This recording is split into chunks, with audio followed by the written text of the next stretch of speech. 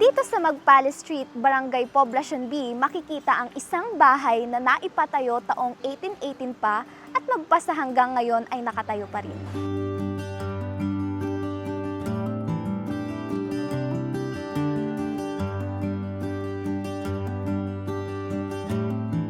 Ang Paroni Heritage House ay pinatayo ng dating kabesa de barangay ng Tayug na si Antonio Joves Paroni.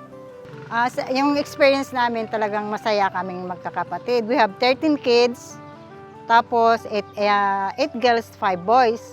Tapos we are very happy. Wala akong masabi sa mga parents namin. They are good parents. Sa bahay naman namin, sa laki ng bahay na yan, parang 3 heads ang naalis.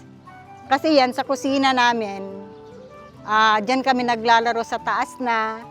Dyan, hindi na kami bumababa kasi ayaw ng father namin na lumalabas ng bahay. Nakakulong lang kami dyan sa loob ng bahay.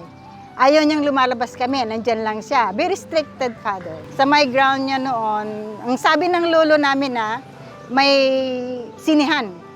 Sinihan with the, yung firm, yung tinitingnan natin, nag-a-action sila with another person who translate the story, ganon.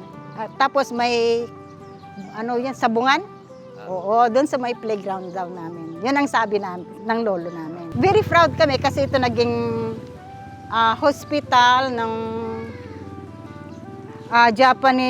American-Japanese hospital noon. And after that, naging office nila. After the office, naging school ng Saragossa.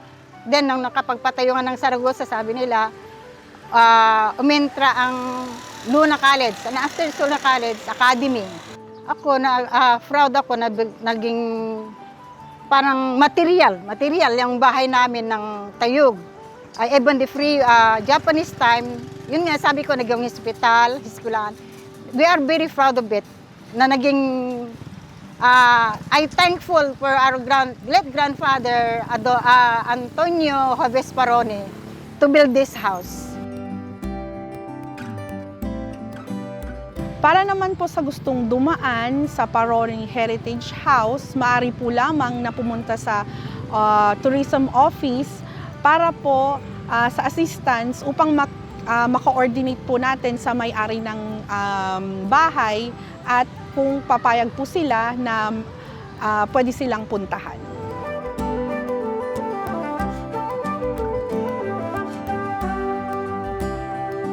May mga bahagi mang natanggal na, ngunit ang mga alaala ay nakadikit pa rin sa bawat sulok ng tahanan at bahagi na ng nakaraan ng bayan ng Tayug.